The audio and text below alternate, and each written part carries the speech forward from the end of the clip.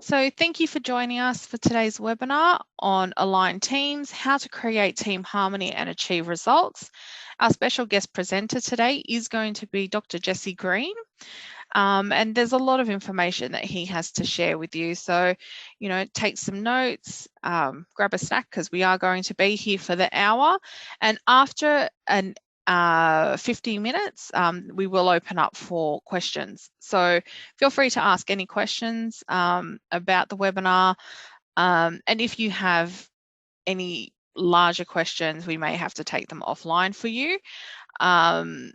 But yeah, so what I'll do now is I'll hand over to Dr. Jesse and he can start the presentation. So thank you guys and enjoy. Good evening, everyone. Thank you so much, Rebecca, for the lovely and kind introduction. It's wonderful to be here. Now, before we do get started, I'm getting a little orange box on my screen that says, please move this window away. Is that coming up at your end as well? Are we getting It's just disappeared now, Jesse. No, it's come back again. All right, so bear with me. Zoom's not loving me today. I'm just going to stop sharing for a second and then I'll reshare the screen. So my apologies for that little hiccup there. It's just what happened is this is curiosity killed the cat, and I was wanting to check the comments in the chat to see who was there and who's not. And the lesson is I should have just let it be. So anyway, here we are. Once again, it's wonderful to be here with you tonight. We're going to be talking all about having an aligned team. And of course, we want to be able to create team harmony and achieve results in our practice. Now, Rebecca, just one last little final check. You should see my main presenter slide there. Yeah, great, lovely, fantastic. All right. So, ladies and gents, we are going to rock on. What I thought we'd try and do is I'm going to present some information to you tonight, and I want to be able to give it to you in a format that's simple and easy and digestible, but above all else, really practical. Because, of course, nothing changes in our business if nothing changes. And what I want to be able to do tonight is to give you some tools and some strategies and some thoughts to take away with you so that you can implement those things into your practice. Now, we will be having some Q&A at the end, and as I've just indicated, the lesson for me now is not to muck around with the chat function here, so I'm going to leave that to the end, and I'll do my very best to answer every question that you've got. It's important to me that you get as much out of this session tonight, because a good friend of mine likes to say, you can invest your money, but you can always make it back if you make a booby. You can always recover that. But once you invest your time, it's gone forever. So I want to make sure that the time we spend here tonight really is impactful and helpful for you. So with that in mind, this is me. Obviously before I had glasses, but the reason I put this slide up for you is to let you know that I still run a dental practice. The challenges that you experience on a day-by-day basis, we do too. I live and breathe this stuff, not just with the coaching work that we do or talking to people on the podcast, but every single day we run a dental practice. And so the things that you go through, we do too. So what I'm going to share with you tonight is not based on academic theory. It's not based on hypotheses. It's based on things that we've learned and done and implemented in our own practice and then shared with others as well. So it's really important that I share that with you, because sometimes it's easy to look at things and kind of go, is that going to be applicable to me? And the short answer is yes, because it's the same business that I'm in as well, and that is the dental practice. So now before we start, we are coming up to Easter, and Easter is traditionally a time of family. It's traditionally a time of giving, and I wanted to give you an Easter gift tonight. So this gift is a copy of my book, Retention. And the subtitle of that book is How to Plug the #1 Profit Leak in Your Dental Practice. And you can get a free copy of the book. And all we're going to do is we're going to ask you to cover the shipping costs, and you can get a free copy. As I said, it's a hard copy. It's not like an ebook. It's a physical paperback copy that's going to be mailed to you. And if you think that that is going to be helpful for you, then please do grab that. Though tonight's topic is not about marketing, marketing really has three components to it: recruiting new patients, retaining patients, and reactivating patients. And I believe the most important part of any marketing plan is retention, because if you don't retain patients, there's no point marketing to attract new patients. Otherwise, you're just spending money that's leaking out of a holy bucket. And we want to make sure that your leaks in your practice are plugged. So if it serves you, please grab yourself a copy. And if it doesn't serve you, then that's okay too, no problems. All right, let's begin. So I wanted to talk about really 4 different types of practices that we see in the work that we do. And the first type of practice that we see is what I call an unviable practice. An unviable practice is really the type of practice where the business owner is working really, really hard. The business may be breaking even, it may not be, but it's usually a new startup practice where the cash flow is very, very tight. And sometimes you're covering the expenses, sometimes you're not. But oftentimes the practice owner is working elsewhere to either subsidize the practice or to fund their lifestyle because the practice hasn't reached maturity yet. Now, as I said, typically this is a startup practice, but sadly, some practices never get beyond this stage and it becomes unviable or marginal. And in this stage, the practice owner feels like they're running a charity because they're working really, really hard and really not getting anything for it. So the next level of practice that we see, though, is called a profitable type of practice. And a profitable practice is a practice where you can have quite a deal of cash flow or a little bit of cash flow, but you are more than covering the expenses of the practice and you're now taking drawings from the practice. And there's a lot of variation in that. And the thing about this level, though, is this type of practice, the common theme here is the practice owner is the primary revenue producer. They've got to be there because they've got to drill, fill and build, basically. And so they're running the business, they're doing dentistry by day and running the business by night. And this feels like a job. And oftentimes when you go away with this type of practice, you never really get away mentally. Or if you do go away, you get the phone calls, or when you come back to work, there's a million things to do. And so typically this is what traditional practice management teaches. You can make quite a lot of money at this level, but you never really have time to enjoy it. Now, the next type of business that we see is a scalable business. And the scalable business is one where you've got a true business. You've transitioned from self-employment to having a proper business. And it's where the business owner has become unshackled from the need to be the primary revenue producer.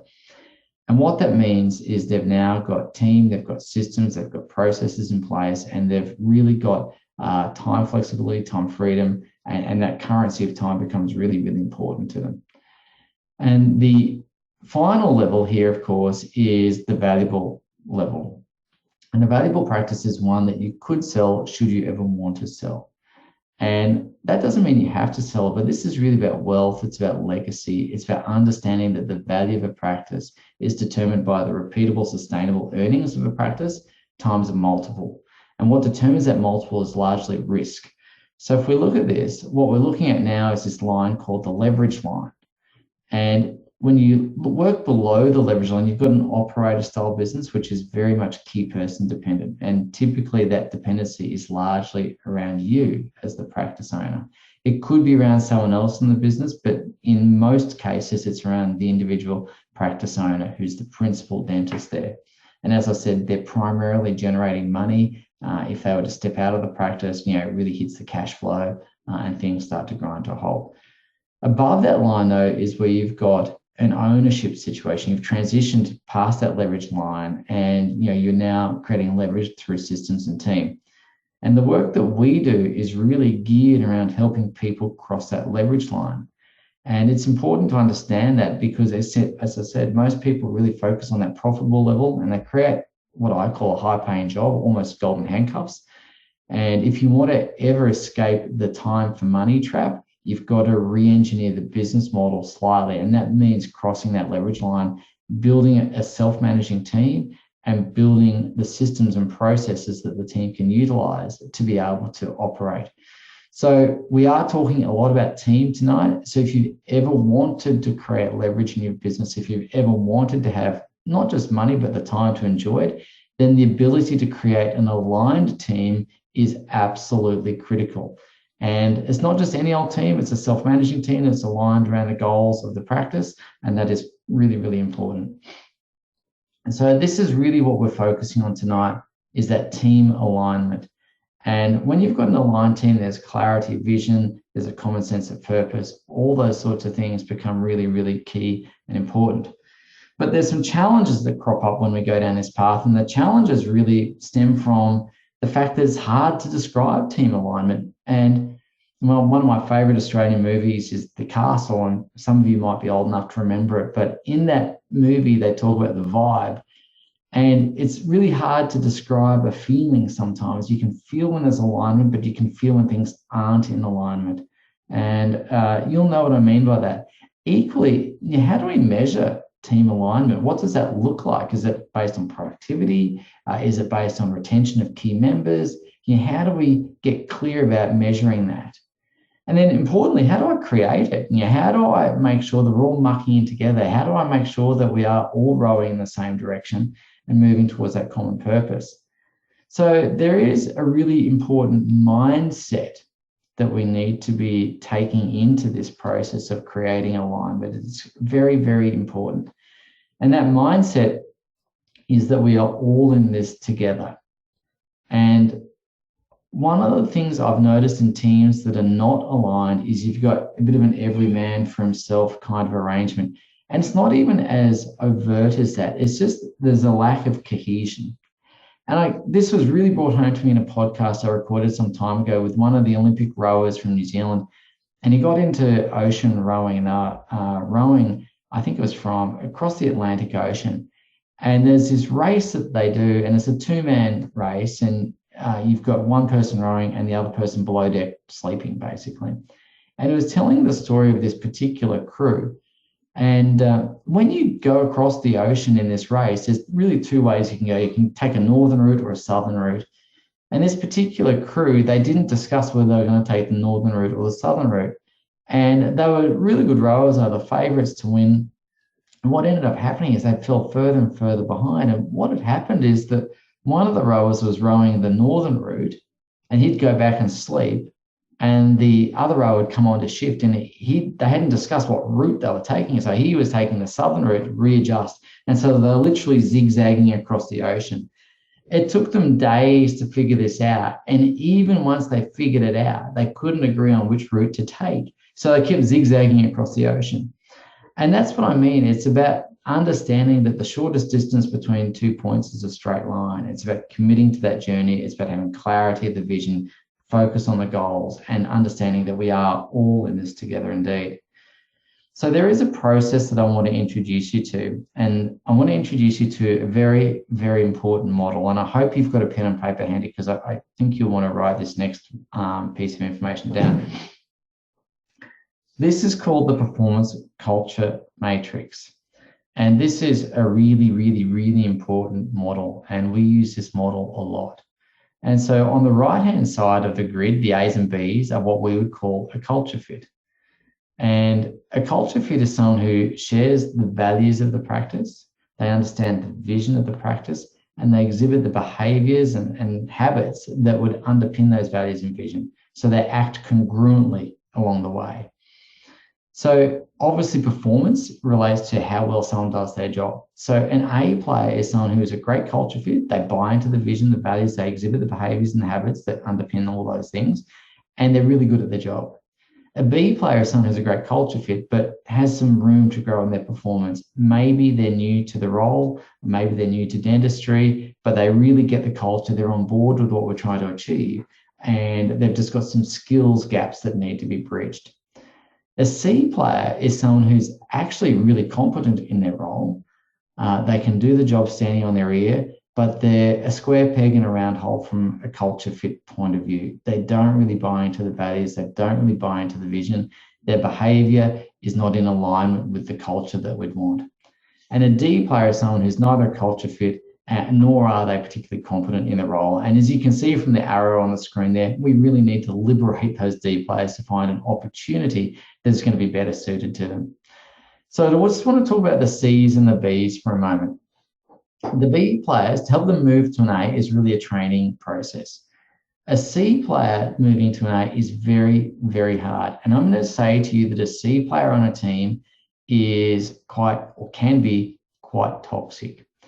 The issue is, as practice owners, is we tend to tolerate C players because we appreciate their skill set. And I was talking to a client literally before our webinar tonight, and she's got a person on her team who is exceptionally competent, really good at the role, but in terms of culture, she is not a fit. And she's now at that point where she's undermining the owners. She's, griping and moaning to other team members. It's really quite toxic. And so the process of converting a C player to an A player is a little bit hit and miss, but you need to have a recalibration conversation, which we call a necessary conversation. And it's about making sure that everyone is on that same page and committing to that. And you're going to talk about committing to moving forward together when we talk about another model in a moment. But my experience is that oftentimes C players are not ever really going to come back to being an A unless they were an A in the first place, and then they went to C for a bit of a, something happened in their life, maybe they went through a relationship breakdown or whatever, and they got themselves back together and they came back to being A. So this performance culture matrix is really, really important. A players, we want to keep as A players. Bs, we want to train. Cs, we want to try and recalibrate if we can. And if we can't, that's a different conversation. But Ds, we need to be able to ever so gently and ever so nicely move on to other opportunities, liberate them, as I say. So it's really important to understand this is about fit. It's not about saying whether Cs and Ds are good people or bad people. I'm sure they're all great people, but it's whether they're a fit for our practice. Now, very candidly, I have been an A, B, C, and a D in various jobs over my life. When I was a farmhand working in my uni holidays, I was probably a D player. I was not particularly competent at operating heavy machinery. I probably didn't buy into the vision and the values of what they were creating, and I needed to go, and I did. I've also been a C player in a dental practice where I really was doing quite well clinically. Patients were getting good results, patients were coming back, all those things. But there was a bit of a disconnect between myself and the owners. And again, I had to recognize that and move on. And of course, as a new dentist, I was a B player in the Navy. I was very keen and on board with what the Navy had to offer. And but I needed to develop my clinical skills. And at various times, I like to think I've been an A player for some businesses too. So it's not about whether people are good, bad, or indifferent. It's really just about fit. And so what that means is I'm going to encourage you to go through an analysis of your team members. Who is a culture fit, who shares the values and the vision, and who's competent in their role, and go through that process. So again, it's really important to be able to plot people onto this grid, and from there you'll know what to do with them.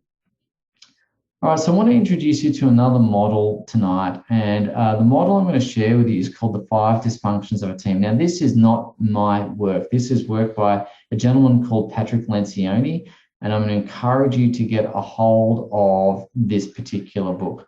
It's a really good read. You'll love it. He talks about 5 dysfunctions of a team and how they manifest. And I'm going to spend a bit of time tonight talking about these dysfunctions, as well as the solutions to them and what you might expect if you get this right. So let's have a little drink of water as we go. Every time I do a webinar, without fail, I either develop a postnasal drip or xerostomia. I don't quite know why, but it's just like on cue every single time. So if you tune in for the 4 webinars, you'll see me drinking lots and lots of water. Anyway, there we go.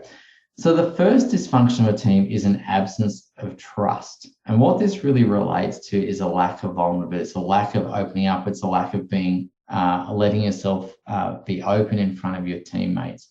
And we'll talk about these in more detail in a moment. But the second dysfunction is an absence of conflict. You might think, hang on, Jesse, that doesn't make sense. But there is a thing such as constructive conflict, and you end up with this thing called artificial harmony, where everyone's kind of agreeing, yeah, great, but they're not bought into it either, because they've got these nagging doubts and people don't speak up. They don't share their thoughts, their concerns, their reservations. And so you get this agreement, but no buy-in. And of course, when you're looking at the third dysfunction, it's really about lack of commitment. And when you've got lack of commitment, it leads to ambiguity. No one's really clear about what's happening, and that can be quite distracting and devastating. Accountability that can be avoided leads to low standards. And we're going to talk about what tools you might want to have in place to have standards. I'm a big stickler for standards, believing that what you walk past is what you accept. And so we want to have a process of creating standards in the practice. And of course, from there, we want to make sure that we have results. And one of the big dysfunctions is the inattention of results. And really what this relates to is people focusing on personal performance rather than team performance. And it comes back to understanding that we're here for a collective goal, not just our own personal satisfaction.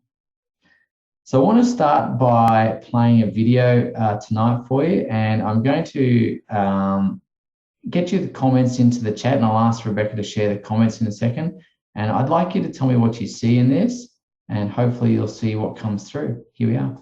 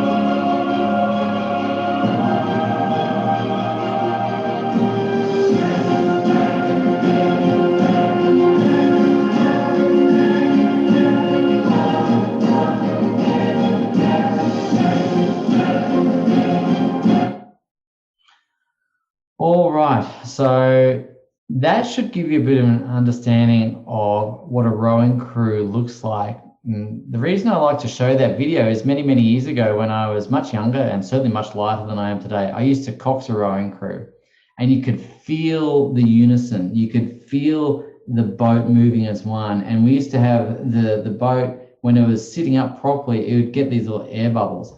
So I wanted to ask in the chat, and I'll ask Rebecca so that I don't muck up the chat function again. I'm going to ask you to type in, what did you notice about that crew? What did you notice about how they interacted with one another? What did you see as it relates to teamwork? So I'm going to have a little drink of water because I'm, as I said, a bit zero stomach. If you could type into the chat, please, your observations about the rowing crews that were on that video, that would be great. And just so everyone knows, the book recommendation that Jessie has given, I have put it into the chat as well. So if you want to look into that, we can definitely, you can have a look in the chat. Cool. Okay, so Alison has put in cohesion, working as a team. Bev has sent through every stroke occurs in harmony. So we'll just probably wait a little bit longer. Laura has put through perfect harmony. Yeah. Did you notice the coxswain in the boat? Anyone notice the coxswain, what they're doing? They're steering, they're guiding, they're coaching, they're mentoring, they're leading the boat. What about technique? What about skill? What skills did you see? So Rompia sent through working as a team, harmony, concentration. Concentration, yep. Alison's put through determination. Bev has put through the team are all focused. They are indeed. Well done. Thank you. That's a big one. They're all very focused on an outcome. What else? Bjorn has put through same goal, and Rompia has put through fixed on one goal. Great. Fantastic. And Tanya sent through attention to detail. Thank you, Tanya. That's great. If you look at the technique of those oarsmen, and if you want to find this video, it's called Rowing Like You've Never Seen It Before. I'd really encourage you to think about this in a team meeting scenario, because here's the thing, that video, you all know what an aligned team is and does and feels like. You've all probably been part of one. And yet sometimes we find it hard to describe. And so it's those things, it's that common focus, it's in alignment, it's the perfect timing, it's the skills and the drills and the coxswain leading the way and steering the, creating a course for them to follow. It's about, all coming together for a common purpose. So you understand these things. When I show it in that video, it's very obvious. And yet somehow that gets lost in translation when we go back to our practice.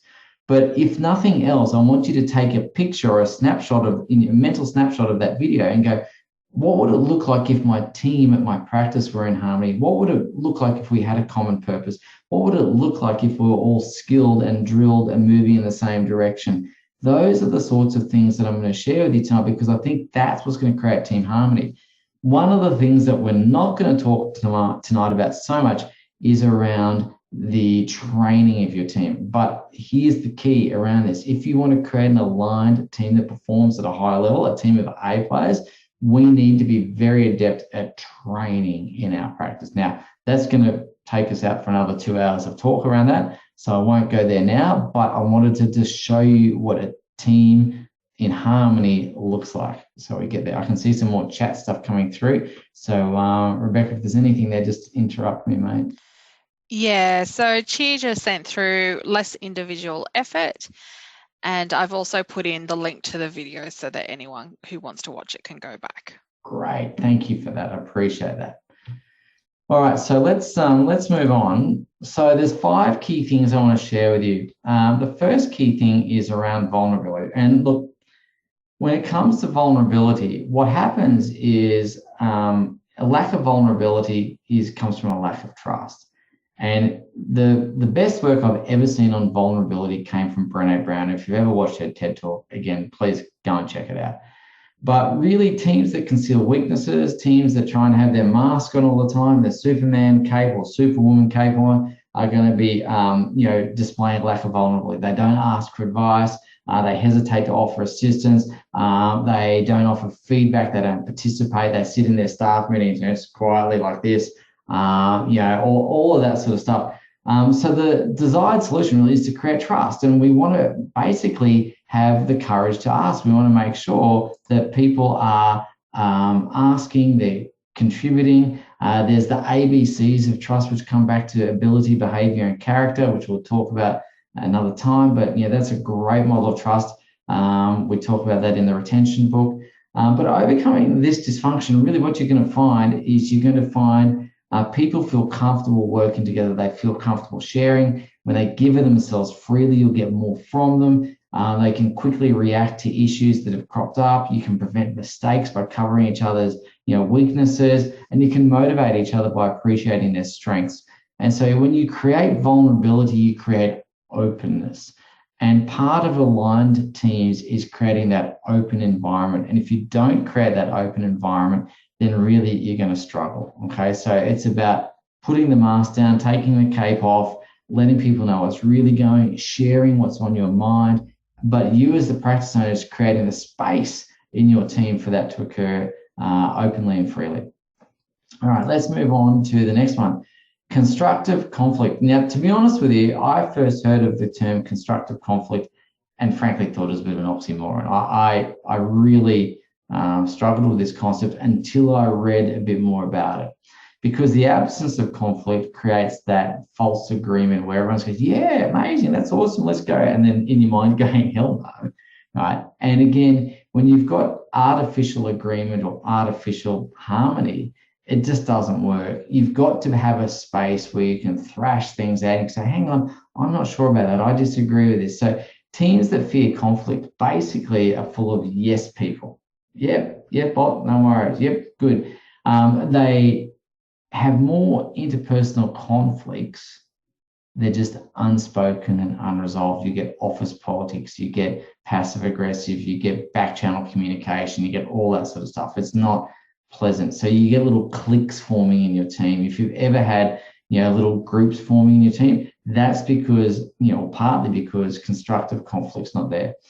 So you want to have a contest of ideas. You want to create a space where people can share their best thinking. You want to be able to state your case respectfully. So the old saying of play the ball and not the man is going to be key. But this is where you've got to be able to disagree and commit. So you as the practice owner need to be able to hear all of these things come through and say, thank you, I hear you. Thank you, I hear you. And this is the decision I've made. And the team members, or if you're a team member, you need to be able to say, I've made my case and I've either got my way or I've not. And if I've not, then okay, I've said what I need to say, and now I'm going to commit to whatever the team has agreed to do.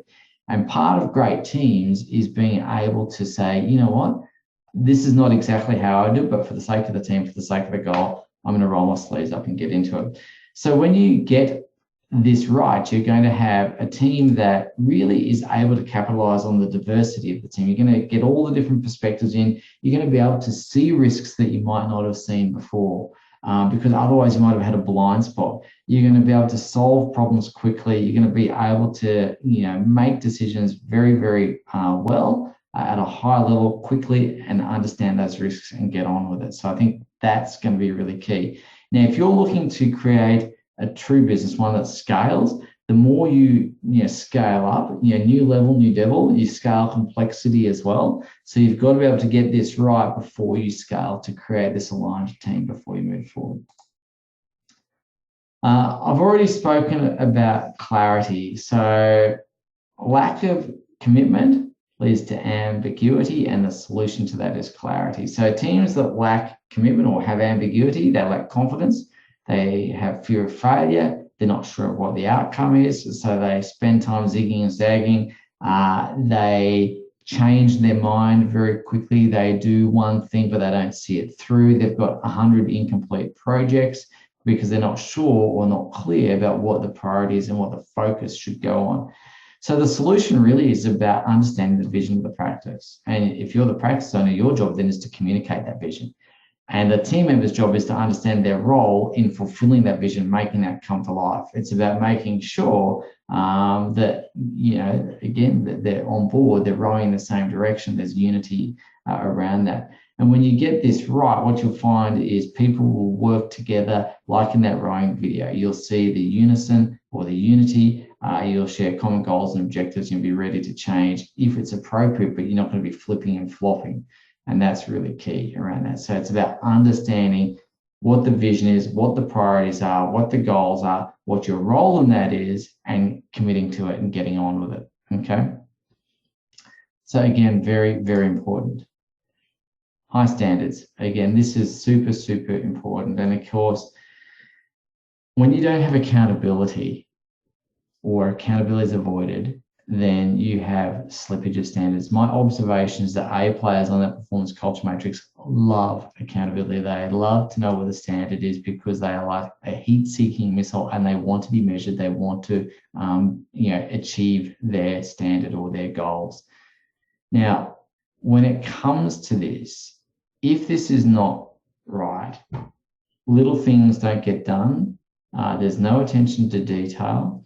There's deadlines being missed, excuses being made, mistakes that could have been avoided occur all the time.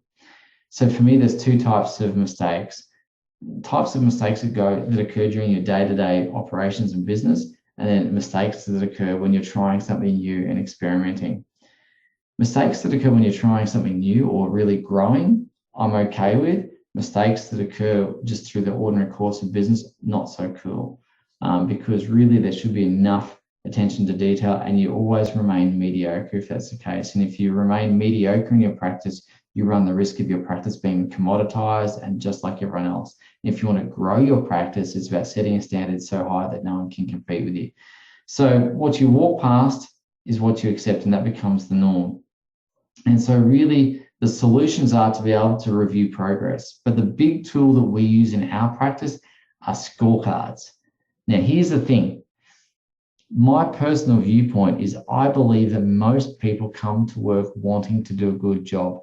Most people believe they do a good job. The challenge occurs when we as the practice owner don't share their enthusiasm for their results. We don't think they're doing a great job, but they do think they're doing a great job. And usually the disconnect occurs because we've not communicated precisely and exactly what a good job looks like. We haven't given them measurables. We haven't given them metrics. We haven't given them something to aim for. Where's the bullseye? And so a scorecard begins with understanding what the key objective is, right? So it's about understanding what the big picture objective is. It's then about understanding what KPIs or performance indicators would need to be met for the objective to be met, okay? And then underneath those KPIs is what activities do we need to focus on a day-to-day basis so that the KPI is met, so the objective is met. So you build a scorecard from top down, so objective, key performance indicators, then activities and actions, but you execute that scorecard from bottom up. Here's the actions and activities, here's the KPIs or metrics that will be met by executing the activities, And then when those KPIs are met, the objective will be met. So having scorecards for every single person on your team is really, really important. The work that we do with the clients we work with, one of the key things we do is we look at the organizational structure, and we want to have position descriptions and scorecards for every single role on the team. That's really, really key. And what we're trying to create by having that is a self-managing team, a team that doesn't need to be micromanaged. It doesn't need to have you looking over their shoulder every moment of every day, where you've got confidence in their ability to go ahead and do the job really, really well, and to do it consistently, day in, day out. So key thing. All right, so the next thing we want to be talking about is, we, not me. And this comes back to, focus on the individual goals rather than the team goals. And so this typically occurs when people get, so caught up about how well they're doing. And, on a football play, on a football team, so you might see someone who's, always going themselves, but not passing the ball or doing things like that. I remember years and years ago, I'm a cricket fan. I love cricket. That's my thing. I remember watching one of the best Indian batsmen of all time, Sunil Gavaskar, fabulous player. But in this particular match, it was a one-day match. I don't know why he was doing this or the context for it, but there was one match where he was really heavily criticized because he went out and crafted a wonderful score for himself. This is in a one-day game, but he did it at such a slow pace that the team had no chance of winning. But he personally got a great score, but the team had no chance of winning. It was like he was playing Test cricket in a one-day game. And so that's the example that really resonated with me when I was thinking about this. His personal score was great, but the team had no chance of winning. And this is what happens when we focus on me rather than we. And this comes back to ego or significance. So teams that are not focused on the collective results tend to, lose their achievement-oriented team members, because people who are focused on the team really hate this, right? And they'll go and find a great job somewhere else where they're appreciated. The team fails to develop. You lose market position. You lose the ability to compete. And so the solution really is about, realignment of that culture. It's about lifting other people up. It's about having necessary conversations. And we use a framework. We've got a particular framework for that necessary conversation, because the quality of the conversation comes back to having a really good structure, and it comes back to preparing. So, I built a structure so people can use that necessary conversational framework and get these team members back on the right path. So again, it's about choosing your language, getting it right. And once you get this right, you'll minimize that individualistic behavior. You'll avoid distractions. And of course, you'll make sure that everyone is working towards that together. And you're going to get more success, better results, better outcomes. So really, those are the antidotes to the 5 dysfunctions. And I've gone through, what you might see when that dysfunction occurs, but also some solutions there for you. So sometimes things do go off track. Every team, it goes off track. The best team goes off track from time to time. So it's really, really important to understand that if you do get off track, that's normal, but we need a process for getting back on track. And so I want to talk about how we approach challenges. I'm looking at this grid of cooperation versus assertiveness, and we've got to find the right degree of cooperation and the right degree of assertiveness. So if we're very low on cooperation and very low on assertiveness, we tend to avoid things. So if there's things going on in the practice, avoiding them doesn't make it better. Equally, if we're low on cooperation and really high on assertiveness, we tend to be aggressive and compete, or to be quite, about it. So we've got to, again, avoid that if we can. If we are really high on cooperation but low on assertiveness, we tend to be overly accommodating. We tolerate things, and we bend ourselves out of shape trying to fit in with other people. And again, that doesn't serve. We need to find this right blend of cooperation and assertiveness where we can compromise. But even better is if we've got high levels of cooperation and high levels of assertiveness, we can collaborate. And really, teams that are aligned collaborate much more than anything else. And so we want to be able to develop emotional assertiveness, being able to state what you want more than once and maintain a respectful, importance around that, but be able to cooperate at the same time. So I want to give you a tool tonight, which is called an iMessage. This is a very well-known verbal skill. Certainly, I learned this particular verbal skill when I learned to communicate mostly during my days of network marketing. I joined a network marketing company in my early 20s, learning how to sell, how to communicate, how to build organizations, and it's been some of the best training I've ever had. And this model I learned from one of my mentors called Peter. And it's a very simple thing where we want to criticize the behavior but not denigrate the person. When someone does something, we want to be able to play the ball, not the man. So basically, here's an example. When you yell across the office in front of patients, I feel upset and concerned as I think it makes us look unprofessional. Pause. Okay. Now, you can do this another way as well. You can have the feeling and the behavior reversed. I feel upset and concerned when you yell across the office in front of the patients because I think it makes us look unprofessional. Now, here's the pro tip for this.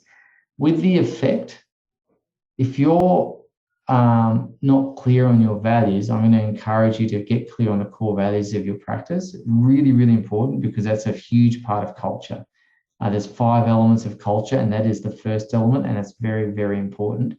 But you can use your values as a reference point here. If one of your values is around professionalism, or one of your values is around integrity, or one of your values is around having fun, whatever it is, look, when you yell across the office in front of patients, I feel really upset and concerned because it really violates my value of being respectful to one another, or whatever it happens to be, right? So that's another way of keeping the values front of mind, constantly in focus, to make sure that we're doing all of those things all the time and really building that culture. Again, the culture performance matrix, which I showed you earlier, is very, very important, because if you don't get this culture right, you're never going to have a high-performing team, and you're never going to be in alignment.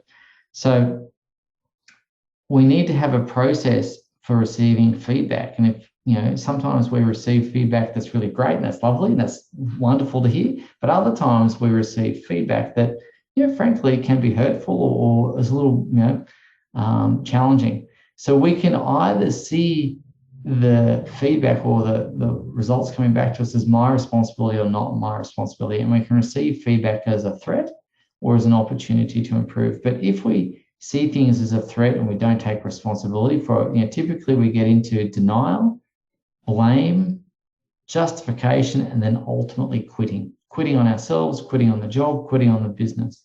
And we as the practice owners need to be, better than this ourselves. We sometimes receive feedback that, is a bit challenging, but we need to be able to take it in a way that is constructive, where it's an opportunity, and we do take responsibility for it, where we thank people for taking the time to give us that feedback. We acknowledge what we've heard, we determine what result we want to achieve, and then we make the necessary changes or corrections to go ahead and do that. So there's a lot that we've covered tonight. I've gone through at a very brisk clip. So hopefully you've taken some great notes. Hopefully you've got some thoughts in there to help you. But really, when it comes to creating a team that's aligned, we want to be able to cross that leverage line. Your team is a great form of leverage. And when you've got a high-performing team, a self-managing team that has the systems and the protocols to operate with, you create leverage in your practice that allows you not just to make good money, but to have time to enjoy it in your practice. So we spoke about that. We also spoke about the performance culture matrix. The importance of creating that culture is going to be key. And I've shared with you, values and vision are part of that. Habits and behaviors are part of that. We've got a model called the Culture Creation Telescope, which can take people through that. But then we spoke about the 5 dysfunctions, and Lencioni's 5 dysfunctions, I think, are really key. And if you don't get those right, there's no hope of getting the alignment right. And when it begins right at the base is the absence of trust. We went through all the different levels and how to create an antidote to that dysfunction and what you might experience when you do sort that out. We spoke about the rowing crew and what you might see when you do have an aligned team. So you can recognize what it looks like when it is right, and you can feel it. You've got that vibe, right? And we spoke about, how to get back on track when things go off track. We spoke about the iMessaging, and of course now how to receive some feedback. So I hope you've got some practical tools there. My thought and my strong belief is that as business owners, we need to not just have a tool shed where we've got all of our tools, but we need to have a tool belt with our favorite tools on there. And what I hope tonight is, we've added to the tool shed, but you've also been able to pick up one or two of those things and add them to your tool belt so you can use those over and over and over again. You become skillful at that, you become really adept at that, and that becomes, something you can pull out of your tool belt at will and really apply to help you grow a team. So that's really what I'm aiming to do tonight, is give you tools for the tool belt as well as for the shed. All right. I'm going to ask if you have any key learnings there. If you could type that into the chat. I somehow seem to have got this yellow box up on my screen again. I don't quite know what that is. But if you could tell me what your key learning is from tonight, that'd be great. What's the one thing that you're going to take away from tonight, so that we can, apply that in your practice for effect? Because as I said, I really want to make sure that you've got something practical and useful that you can put into your practice on tomorrow. So let's hear in your chat, if you could help me with that, that'd be great. Yeah, so Dr. Jessie, Kylie's just asked, what does TARC stand for again? TARC? Yeah, from the last, yep, that's the one there. Thank you, acknowledge, what result do we want, and what change or correction do we want to make? Perfect. And the takeaways that she has today are the personal scorecards and the KPIs. Great. Would love to see you get that in place, Kylie. That'll really give your team some clarity. It'll give them some focus. And as I said, most team members that I've ever encountered, I don't know anyone who's ever said, I'm going to go to work today and do a really crappy job. Said no one ever, right? Now, that doesn't mean people don't go to work and do a crappy job, but the problem is that they think they're doing a great job. And our job is to, educate the team members what a good job looks like. We can't expect them to be flying blind. That's not fair to them. So we've got to set them up for success. So cool. I should also mention that we've got a few people on the line. I can see I have an above average need for audience participation because my mum didn't love me enough. And so I'm joking. But please do let me know what's been a takeaway for you. And if you've got questions around that, I'd really like to make sure we clarify those things for you tonight as well. Yeah, so Carolyn has asked, do you have an example of a scorecard? I can, if you're happy for me to share screen for a second, I can find one in my files, but I don't have one in this slide deck. That's okay, we can do that. Just while everyone's typing in their takeaways and their questions, I'll just let you know that I will, in a moment, reshare all the links from this evening. So a link to register for the next webinar with Dr. Jessie Green. It's about creating and managing cash flow. I'll also include the link for you guys to be able to get a hold of Dr. Jessie Green's book Retention for free, and all you need to do is pay for the postage to you. So I'll share those in a moment. I'll just have one more comment from Bev. She says, I can see how your ideas will help create boundaries for the team. Thank you for your time. So, and that your presentation is thought-provoking. So that's great feedback from Bev. Can you see my scorecard? Is that coming up on the? No, it's the presentation that's turning up on the screen. How's that? Yep, that's the one there. There you go. So that would be a dental hygienist or therapist scorecard. There's the big objectives I spoke about. There's the KPIs and the standard, not the goal, the standard.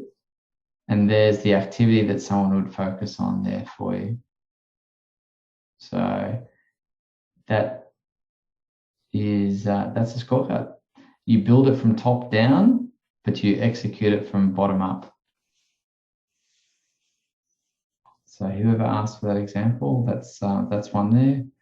And yeah, hopefully that helps.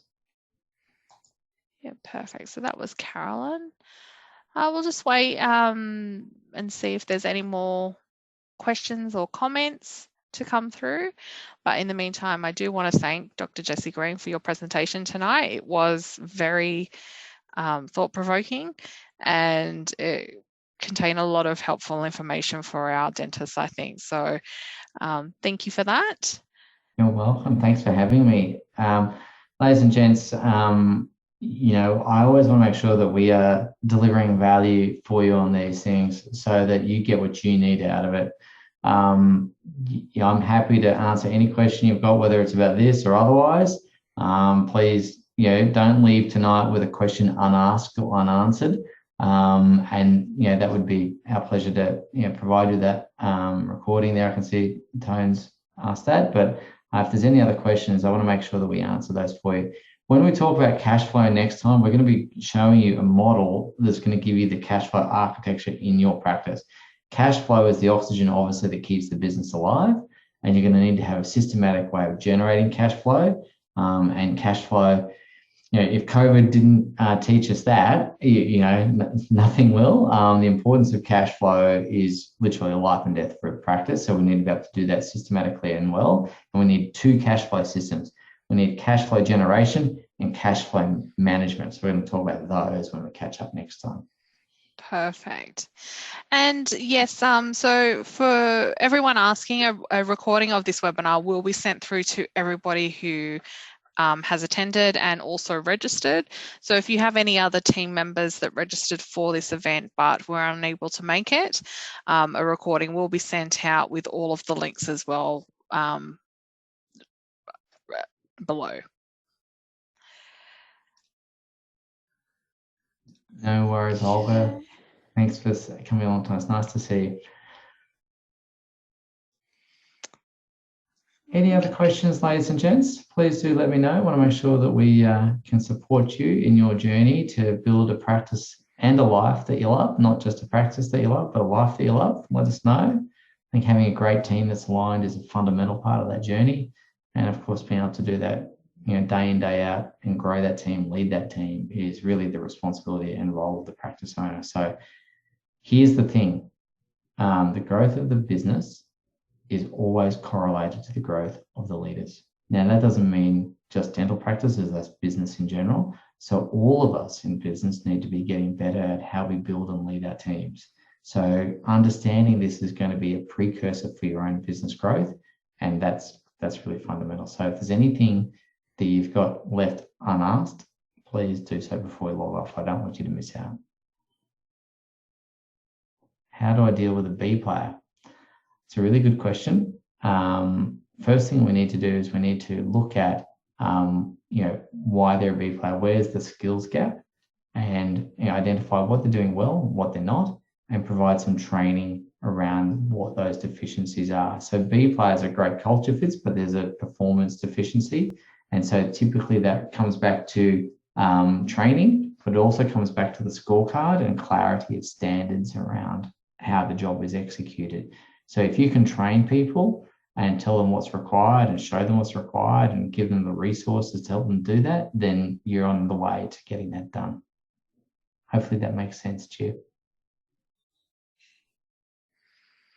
And if any of those gaps do exist in Dental for Windows, Chair, what we can do as part of the follow-up email is send through a link for eSupport, which has some training videos on how to use Dental for Windows, so that if those gaps are within there, you can definitely fill them in by directing them to eSupport. Cool. How do you deal with a C player? Oh, okay. How long you got, Chair? Because I could talk to you about that for days. So C players generally are those people who are really competent in their role, but they're not a great culture fit. And frankly, if they've been an A player before and they've slipped into being C because they've had some life event, you know, maybe it's a relationship breakdown, maybe it's, yes, whatever, then it's about reminding them of what, you know, good culture looks like and bringing them across. Now, if you've got a C player who's been a C player for a long time, the thing I would say around this is most people tolerate C players because they're worried that if they leave, they're going to lose the performance or that capability within the practice. And so people will turn a blind eye to what C players do. And that, in my view, is a big mistake. The challenge with the C player is if they do leave, it does leave a hole in the organization. So there's a couple of things I do. Make sure you build redundancy around the capability the C player has. And then I would, so in other words, bring in someone else who's got that skill set as well. Get that in there. You're going to concurrently need to have conversations with the C player about what good culture looks like, and hopefully they will come across to the, to the right-hand side of the quadrant to culture fit. But if they don't, then you're going to need to have further conversations, and maybe, depending on how bad it is, maybe they'll need to go. But again, I can't say that with, with absolute certainty, because hopefully they'll come across to being an A player. But a C player will sometimes slip to a D player. So sometimes the process is A to C to D and out. But if you can get a C to an A, that's a better outcome, obviously. Great question. You're welcome. No worries. All righty. Rebecca, anything else? No, I think that's all for this evening. The webinar follow-up will be coming to you all tomorrow. So check your inboxes. If it doesn't go directly into your inbox, do check your spam. We do find sometimes it does flow on into there. But I think if there's no more questions, I think we're happy to end tonight's webinar. Cool.